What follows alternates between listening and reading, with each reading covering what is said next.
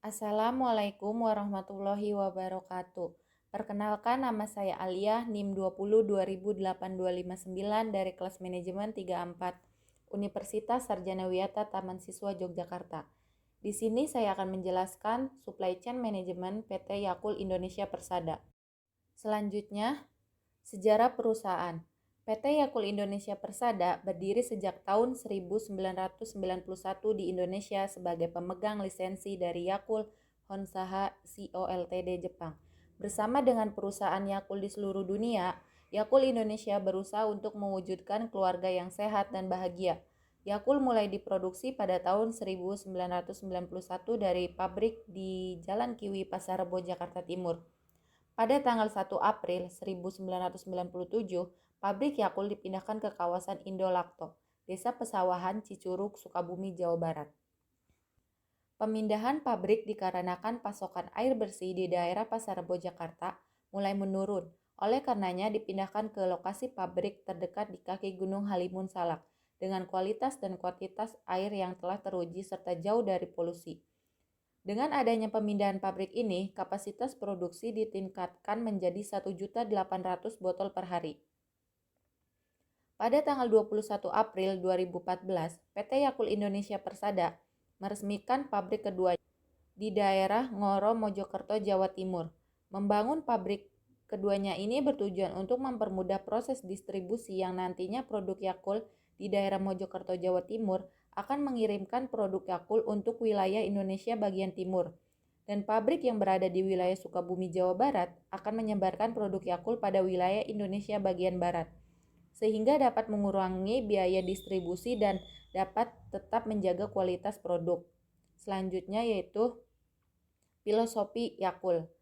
Pada tahun 1930, Dr. Minoru Shirota berhasil mengkulturkan dan memperkuat bakteri asam laktat yang bermanfaat untuk menekan pertumbuhan bakteri merugikan yang hidup di dalam usus manusia.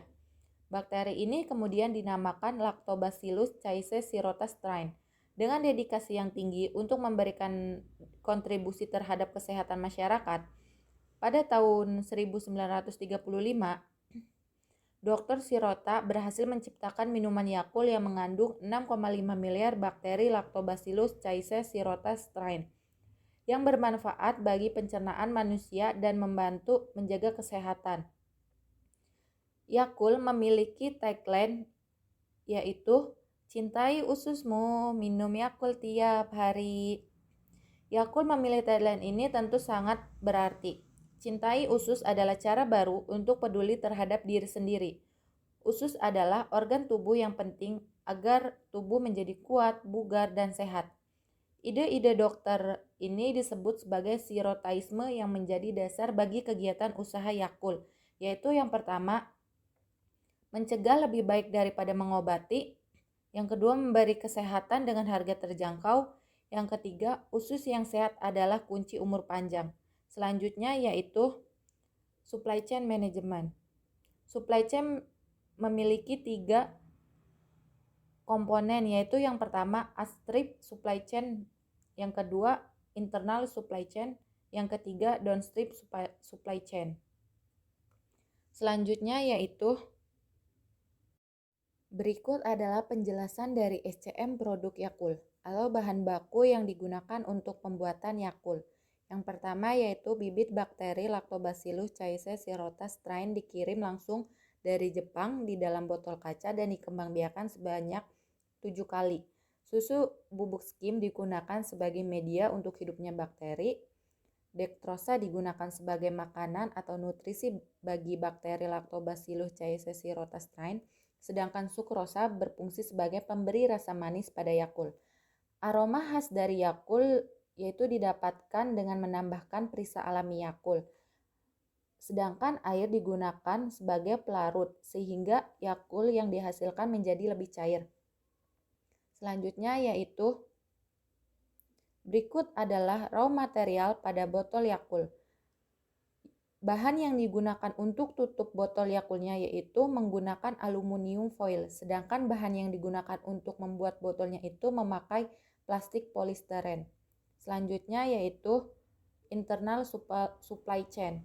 Pada bagian ini mencakup semua proses yang digunakan oleh suatu perusahaan dari mengubah input yang dikirim oleh supplier menjadi output. Proses pada produksi Yakult ini memiliki 11 tahapan, yaitu yang pertama, proses pembibitan. Proses pembuatan yang diawali dengan tahap pembibitan bakteri yang dilakukan secara manual di ruangan pembibitan. Saat pembibitan, susu bubuk skim disterilkan sehingga warnanya berubah menjadi coklat pucat. Kemudian suhunya didinginkan dan dimasukkan ke dalam penampung besar dan didiamkan selama 1 hari atau bisa disebut dengan pemermentasian. Waktu penampungan susu fermentasi ialah 7 hari dengan suhu ruangan 37 derajat Celcius. Yang kedua yaitu proses pelarutan. Pada ruangan ini susu bubuk skim dan glukosa dilarutkan dan disterilkan kemudian dikirim ke tangki kultur. Yang ketiga yaitu proses pengkulturan bakteri. Pada tangki ini bibit Lactobacillus caesae shirota strain dikulturkan untuk mendapatkan jumlah bakteri yang ditentukan dan cita rasa khas dari Yakult. Tangki ini terlebih dahulu disterilkan dan kemudian dimasukkan susu bubuk skim, dektrosa, bibit bakteri yang sudah difermentasi. Kemudian tangki ini difermentasi lagi selama 1 minggu dengan suhu tangki 30 derajat Celcius di tangki 18.000 liter. Tujuannya itu untuk mendapatkan asam Yakult atau asam laktat. Yang keempat yaitu proses pencampuran. Pada ruangan ini terdapat tangki dengan kapasitas 32.000 liter. Tangki ini digunakan untuk menyatukan kultur bakteri hidup, susu bubuk skim, dektrosa, perisa Yakult, dan larutan steril sehingga menjadi Yakult konsentrat. Yang kelima yaitu proses pembuatan botol. Mesin pencetak botol ini mampu mencetak 11.000 botol per jam dengan menggunakan bahan baku polistiren yang berkualitas tinggi.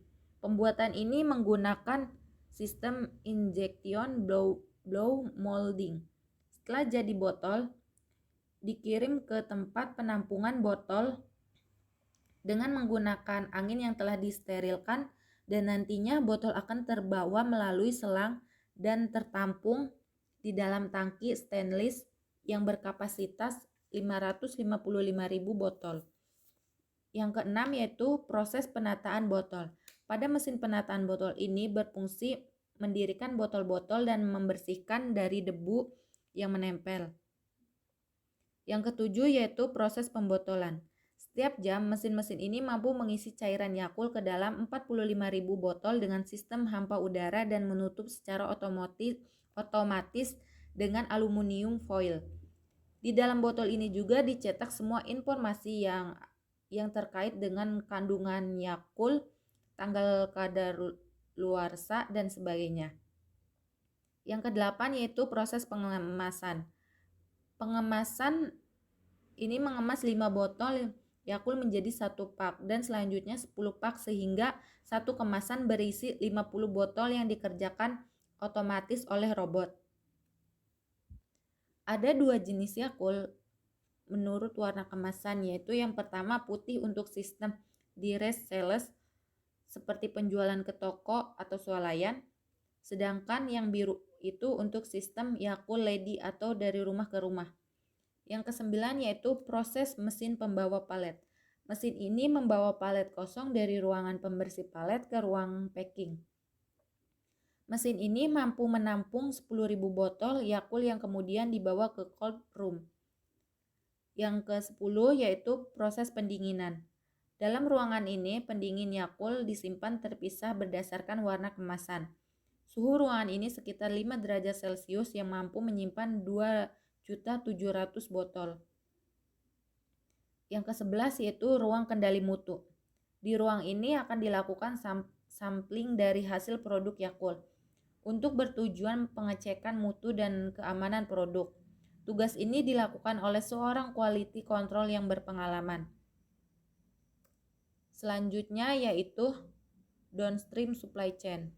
Bagian ini mencakup semua proses yang terlibat dalam pengiriman produk pada customer akhir.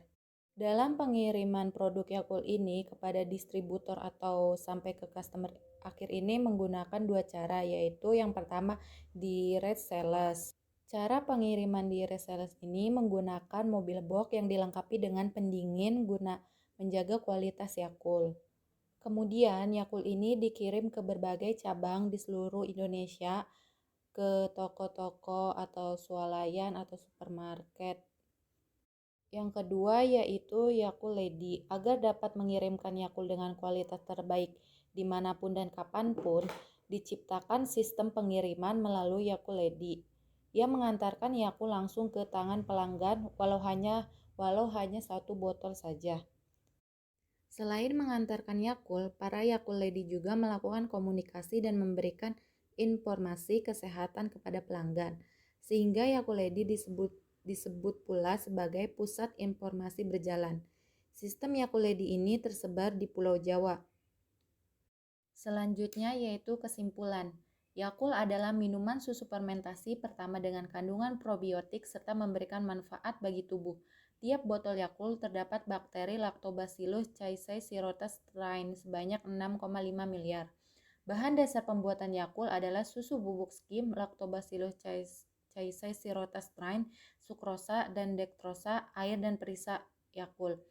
Botol Yakult terbuat dari plastik polistiren yang layak untuk pengemasan minuman. Untuk penyimpanan Yakult disimpan dalam pendingin suhu 0-10 derajat Celcius untuk menjaga fungsi dari bakteri.